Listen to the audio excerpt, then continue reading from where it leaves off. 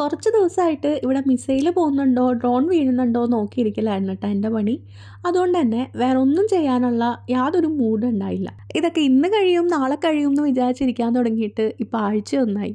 ഇനിയിപ്പോൾ എന്തായാലും go with the flow എന്നുള്ളൊരു മോഡിലോട്ട് എല്ലാവരും മാറിയിട്ടുണ്ട്. ഇവിടെ പ്രശ്നങ്ങളൊക്കെ ഒരു വഴി കൂടെ നടക്കുന്നുണ്ടെങ്കിലും നമ്മുടെ നോർമൽ ലൈഫിനൊന്നും വലിയ കാര്യമായിട്ടുള്ള ചേഞ്ചസ് ഒന്നും വന്നിട്ടില്ല കേട്ടോ. ഓൾമോസ്റ്റ് എല്ലാ ഓഫീസുകളും തന്നെ വർക്കിംഗ് ആണ്. അതുപോലെ റോഡുകളിലാണെങ്കിലും മാളുകളിലാണെങ്കിലും ഷോപ്പുകളിലാണെങ്കിലൊക്കെ പഴയ പോലെ തന്നെ തിരക്കും കാര്യങ്ങളൊക്കെ ഉണ്ട്.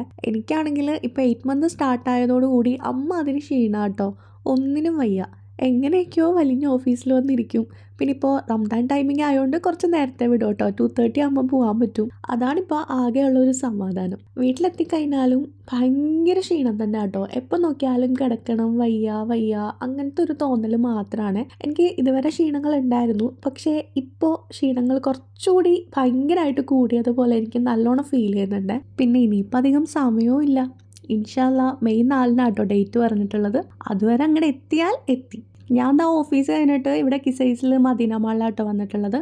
അഫിക്കാണെങ്കിൽ 4 മണി വരെ ഉണ്ട് കേട്ടോ. സോ അതുവരെ ഇവിടെ വെയിറ്റ് ചെയ്യണം. മുന്നേ ആണെങ്കിൽ ഞാൻ ഈ മാള് മൊത്തം കറങ്ങി നടക്കും കേട്ടോ. ഒരാവശ്യമില്ലെങ്കിലും എല്ലാ ഷോപ്പിലും കയറി ഇറങ്ങും. പക്ഷെ ഇപ്പം അങ്ങനെയല്ല, എവിടെ ഇരിക്കണോ അവിടെ ഉണ്ടാവും ഞാൻ. ഒരടി അനങ്ങൂല കേട്ടോ. അങ്ങനെ ഇങ്ങനെയൊക്കെയോ വലിഞ്ഞതാ വീട്ടിലെത്തിയിട്ടുണ്ട്. ഇനി ആ കട്ടിലും ഞാനും മാത്രം.